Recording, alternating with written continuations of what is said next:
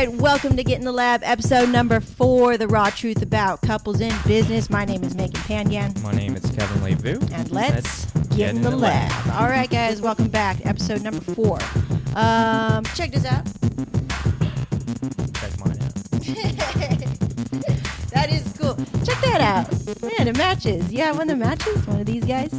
No, this guy probably costs a little bit too much. What? Okay, so if you guys are listening and not watching us, Kevin has a pretty cool shirt. It matches one of the toys here that we have on the table. Kid Robot. Kid Robot, yeah. Remember that back in the day? Kid Robot? Man, Yeah. I was not obsessed. sure if they're in business still, but I don't know. I haven't seen anything. I remember there was a store like in on 3rd Street Promenade. It was like Kid Robot everything and Tokidoki and all that shit. Or Melrose. Melrose.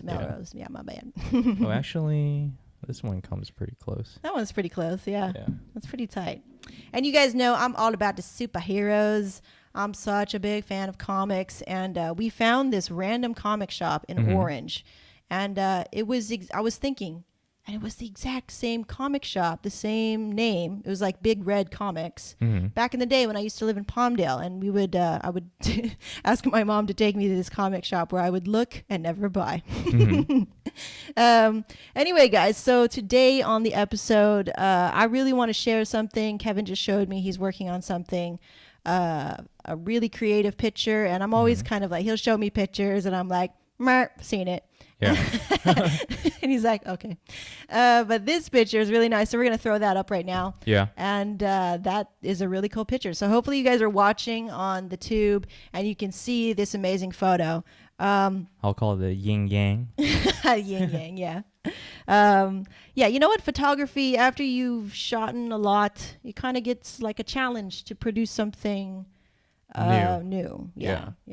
That's the challenge. Something eye-capturing that no one else has taken. Right. So, yeah. You know, people ask us like all the time when we shoot weddings, do you ever get tired of it? And there's parts I get tired of for sure, because you're just like, meh, meh, meh, meh, meh. But then there's always the challenge of how can I make it new, and that's fun. Yeah.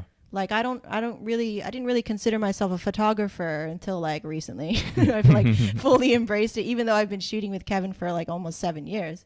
Yeah. Because I don't know, I had some weird identity crisis thing. But that's the fun of it, when you get to go and create something from nothing. Yeah. That's like our motto, creating something from nothing, and for the business, for the photography business. So let's get into today's episode. Today I want to talk about no, I wrote it down here. What drives you? What drives us, basically? So we'll talk about you first. What drives you? What drives me for what? Like, you know, in life. In life? What's your what makes you strive? Like, what makes you be ambitious, to chase, to do, to hustle? The self-motivation in me is probably because now that we have a home, I know I have to make enough of allowance to still have the life that we want. Yeah. Oh, yeah. He's always telling me that. You know, we have to have this lifestyle. I was like, okay, it's already grand, but I don't know. Like, what else? I just want to, you know, have a safe place where we can just go outside, run without like anyone harassing us. Or When does that ever happen? Have you gotten harassed? Your dog harassed somebody. No, but I mean, you just hear stories like in Orange County, Los Angeles, you know, like would you want to run around there for like 4 miles? And see, this is a big difference between Kevin and I. So, and I try to say this gently, but there's a state of mind that you can choose to be in. So a lot of times Kevin will tell me, oh man, Malaysia Airlines got hijacked. We're never riding a plane again. And like, it's just this state of paranoia. It's like, okay, yeah, that sucks, but like, I'm not going to really stop living. Like I would love for you to acknowledge that there's a lot of fear out there, but then at the same time, like not to let that kind of take over your mind and make you worry and make you stress out because you have enough on your plate. Like we have enough, and we don't need to worry about things that are far away from us. And I'm not saying that to be like, I'm not considering or acknowledging the kind of tragedy that's happening in the world, but I acknowledge it. Okay, that's a valid like fear to have, but we can't let it like run our lives. You can't let it like seep into our mind and make us, think certain things and be in a fearful state of mind. Because then that's all you start to see. Right? When you start like, it's always telling me, oh, people drowned, people got That's basically eaten. what the news is. So. That's what the news, that's why I don't really listen to that. If it comes into my circle, like that's fine. And I go, oh, that sucks. But then I just try to get yourself back on this positive look on life. Like, okay, what am I doing? Am I being smart? Am I making decisions that, come from my heart? Shit like that. So I would love for us to be more positive. Positive. It's not, ignoring it. We're not ignoring it. We're not being dumb and being like going out to the woods and be like, all the creatures are beautiful and they will never attack me. Like, we went camping one time and it's like all I heard about was like bear attack, bear attack, bear attack. It's like, okay, you're like freaking attracting the bear right now doing that. And fortunately, we only saw a bear at the end from our car, and we got a really cool picture of it. But anyway, there was a time. Let's switch gears a little bit. Let's change the topic up. When we were having a hard time, like things weren't really matching up. So was there ever a time when you doubted the relationship? That's kind of a deep question. I mean, that kind of brings up a lot of like bad memories. Speaking of attracting bad things. But I think it's important because everybody kind of has breaking moments. And I think it's important to talk about it. So we can go, whoa. Yeah, that almost happened. Doubt the relationship. Yeah. I feel like because we're very similar in how we can be pushed to like we're argue, and then you hit this certain threshold where it's like you're almost ready to walk away. I don't like saying that, but like that's a very real thing that happened. Like we never acted on that, of course, but like you just feel so angry or whatever. You just feel so whatever, right? So what were the kind of moments that like really pushed us? I think I know what mine were for him, but let's see. Because I think you would know because I may have said something and it will affect the other person to remember, but it really doesn't affect the person that was saying it. So here's my perspective on what were your triggers and what I thought were like, oh my gosh, maybe we're not going to work out. And that was never like I was creeping up to that thought, but never really, because I'm a commitment kind of person. Like when I'm in it, I'm in it. Like there's no way that we're going to break up until you say. I always kind of put it on the other person, which is not a very powerful place to put yourself in. And I was like, I'm always in it until you say you don't love me anymore or something like that. But I think those moments were when I didn't know how to talk to you and I would be really silent. Yeah. And I wouldn't say anything, remember? And like I would just lock myself up in my room and just not say anything because I didn't know how to say it. I didn't know how to express what I was feeling. I just felt really I think that was a little weird. Yeah, and he was like, I don't understand that. Like, you just need to just say it. And I was like, no. Like, there's a lot of, like, pride that's built up in that where I'm like, for one thing, I don't know how, and it's a blow to your pride to say you don't know how. Yeah. Like, like, it seems like the most simplest thing to just be able to tell you. This is why I'm angry. But like going back, that's how you were raised and all that stuff. And maybe, nobody listened to you when you were talking about your feelings or whatever, like all that stuff kind of bubbling up. But I think those were the moments when I was like, do you agree or what? Yeah, I think so. Yeah. I mean, because you kept your anger in for so long. And then I'm like, and then it like came out one day. No, and then I was like a little bit,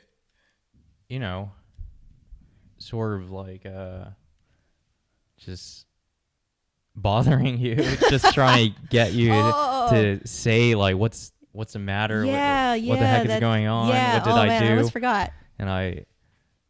And then this happened so many times. Yeah, it it made me did. mad. I was like, Yeah. what the hell am I doing?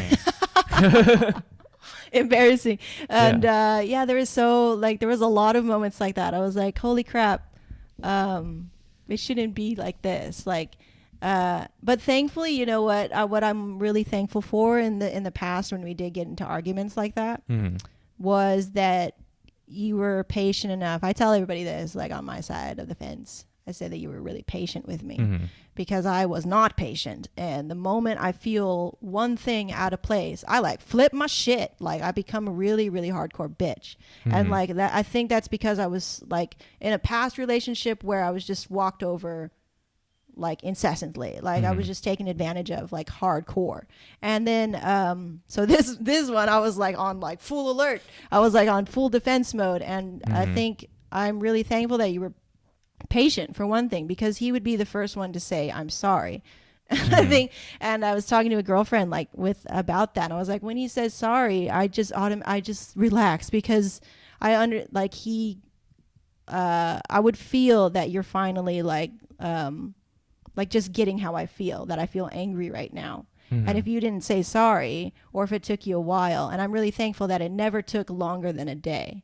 So a lot of times I think a lot of couples would stay mad at each other for days on end, like they go to sleep angry and all that stuff. But never have we like not like let an argument go on for more than a day. It was like, yeah, or else I can't sleep. So I can't sleep I need either. to get it done. Yeah. Just rip it off. Yeah, but he would always be the first one to say I'm sorry, and not that he was wrong all the time, but just the fact that I felt like he was acknowledging that I was feeling terrible, and that I just needed you to acknowledge that I don't feel good right now, and like we're not in a good place. And then my walls would come down like automatically, like even though it's like in a text or an email. Sometimes you write me an email or a text. I don't remember writing an email. Yeah, one email one time. Yeah, well and then there was like that must be really bad. It was a long email, and then I wrote another long email back. That also helped too, to actually write shit out, because that I could actually oh yeah, I remember that. I could actually put my thoughts down and not have it be all crazy and come out like a crazy person. And man, so many times. So definitely I think patience. And even now he's still very patient, and like I'm learning to be patient.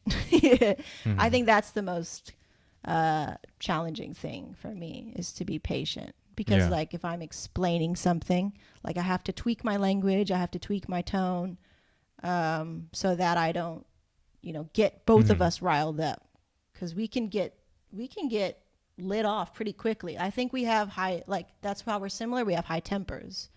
Like the littlest thing can just be like, that's it, I don't want to do it anymore. Yeah. And like the littlest thing, like the heat is a big trigger for us. If it's hot as hell, like we don't want to do shit. And we can get really irritated really fast, and like one of us has to keep their cool.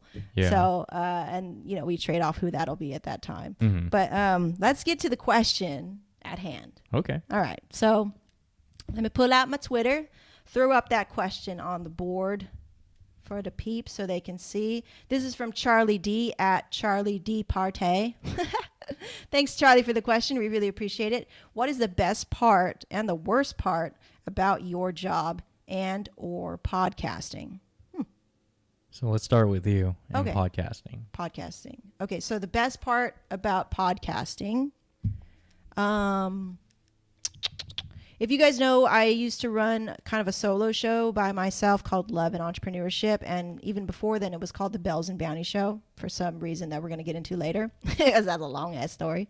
But the best part is meeting new people. So if you run like an interview based show, that was the best part for me, which is what I was doing. I was interviewing entrepreneurs on a weekly basis and meeting new people and expanding my network. And I didn't get a lot of downloads or views or anything crazy like that a lot of the big podcasters got, but I didn't really care, because I was meeting new people, and for me that's a big step for me, because I don't have a lot of friends, and the network is very small. I don't know how to do that kind of thing, or I didn't know how to do that kind of thing.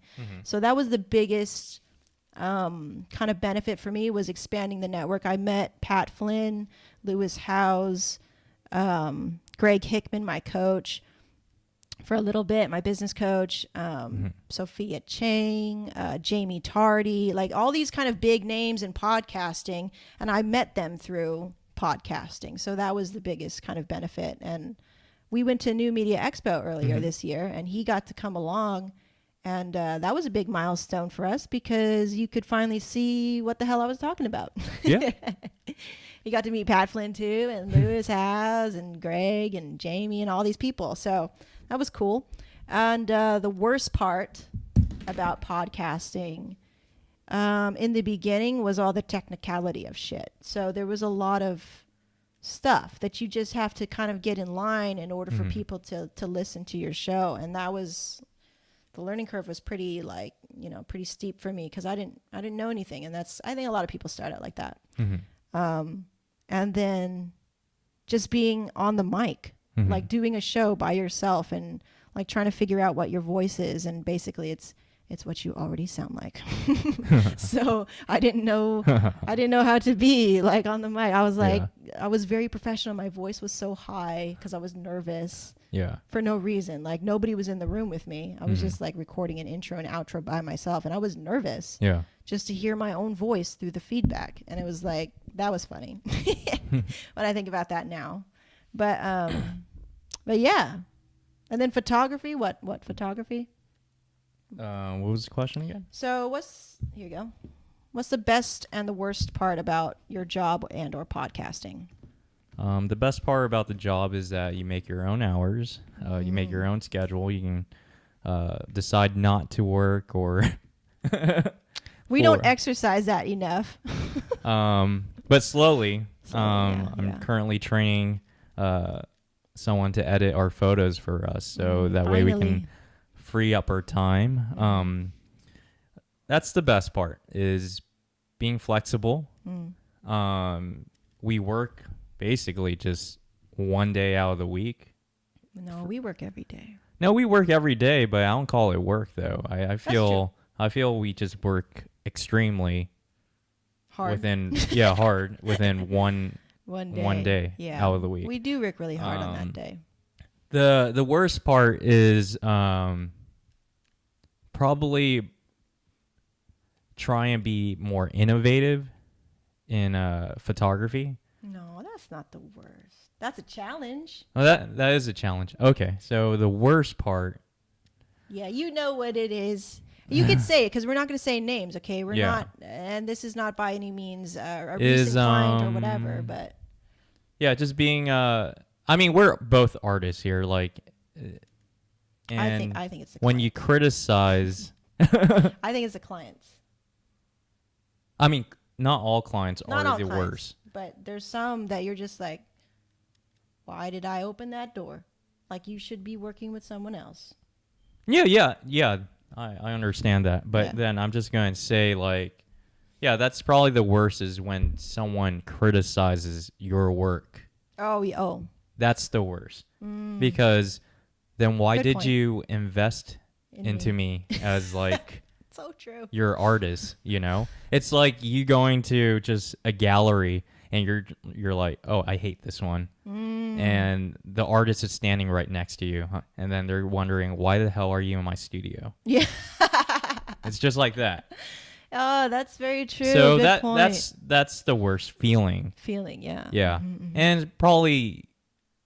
Yeah, it just brings you down. Yeah. He got one bad review. He gets so many good reviews, or we get so many good reviews. Yeah.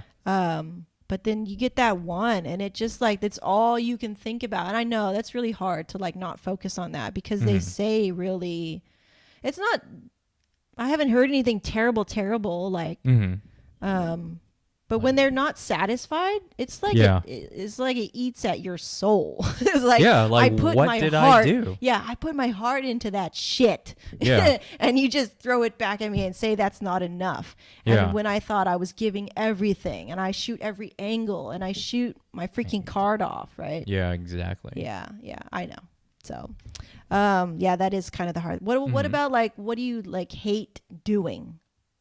hate doing. Is it like the emails? Is it like the doing of things? That's the suckiest, shittiest feeling. But like, Yeah, I what do you think hate I doing? hate emailing. Just because, It takes a lot of time, huh? yeah, it takes about a good hour or 2 hours sometimes. Yeah, And what's the surprisingly. most annoying is when you do answer an email and they email you back. So, and then it becomes like a big Chain. chat room. Yeah. And then you're thinking, let's just call each other. That way it's a lot quicker. Right. Yeah. Right. Yeah. Yeah. That email can be kind of a Yeah. black hole. But you know. But yeah, we always provide like 100% customer service. Oh, yeah. We're always We're never there. not gonna answer you. Yeah. We're gonna answer you within like 24 hours. But Yeah. Less than that yeah. probably. But yeah, I get that. Well, what about? Well, I think that covers it. I think on Mhm. my side, it's dealing with, because we both work in that area. The best part, yeah, is the, you know, how can we make something new and working together. Like I think Mhm. there were times where like, you're like, oh, I'll just get somebody else to shoot with me, and I would be like, meh.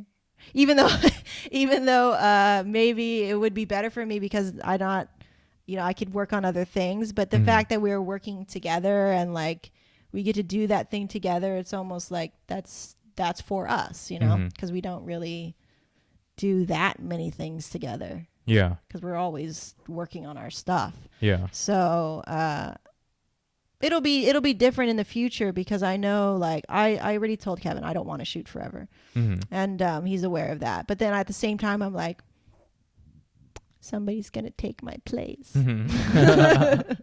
So that's always in the back of my mind. I didn't tell him that, but that's how I feel. Mhm. And because it's kind of like you have a pride in the things that you do together. Like this is ours. You Mhm. know, you have this identity, this brand, this Kevin and Megan image. Yeah. So whenever that happens, sometime in the future, Mhm. I'll just have to prepare myself. Yeah. But that'll happen. And then for you Mhm. too, to not be shooting so much as well. I would like us to be on that track because we shoot a lot. Yeah. And But that's just, we're still growing. we're So still growing. Yeah, we're hustle mode right now. So lots of hustling going Mhm. on.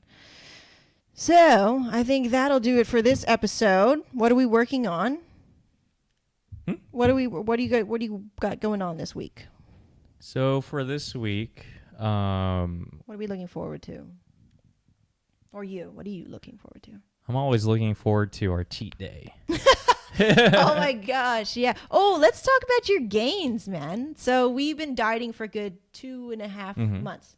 Yeah. Something like that. Yeah. So what we do, guys, is no pasta, no rice, no white starchy stuff, right? So we're basically following Tim's 4-hour body diet. Mhm. And then on the 7th day, God's day, we have a free day, a treat day. So we eat whatever the hell we want. So Yeah. we go all out with donuts, whatever. But you've made some really great gains. So how much did you weigh before? So I weighed like close to 180, probably like 178. Right. But then after the diet, which was probably the huge change, brought me down slowly to 172. And then I start just getting a bunch of equipment. And start Buying everything. I was very inspired by like all these things That's I've your been. style, though. You go all out. Yeah. I get it. And then did the battle rope, which is really fun. So it made exercising fun. So I found the thing that I really loved. So I start compiling different techniques with battle rope and the Bosu ball, and just do more stabilization type of exercises, and that really worked the core.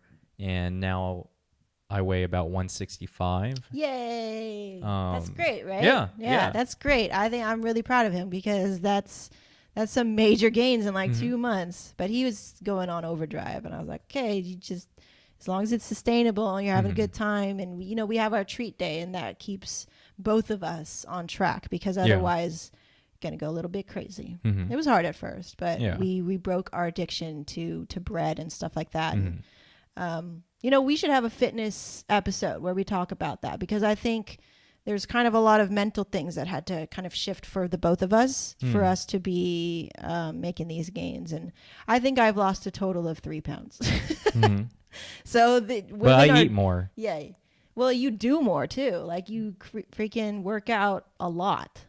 Yeah. I can't really do that because I have a weird back and it's basically not working. So I have to take it a little bit at a time. And women's composition is different. So the metabolism is not the same. And just because a lot of factors. So we could probably talk about that. The women versus men kind of fitness thing. Because I think we have normal kind of body types. We're kind of like, what do you call that? Endomorphs? Ectomorph? I don't know. Oh, whatever. We have certain type of body type that I think is like more common. We're not like skinny and we're not like super big. We're kind of in the middle. So we'll talk about that later on. But that was the show, Charlie D. I hope we answered your question. Be sure to ask more questions just like that or something totally off the wall. On Twitter, just tag me at Megan J Photo and at Kevin Lee Vu. Yep, with the hashtag Get in the Lab, and we'd really appreciate it. We'll feature your question right here on the show. So with that, we're gonna end it. I think I don't know what I'm looking forward to because I kind of lost count of the time and where we are, and a lot of making lots of videos. That's what I'm looking forward to, and. Yeah, take care, guys. We'll see you next week. Once again, my name is Megan. And I'm Kevin. And we out. We out.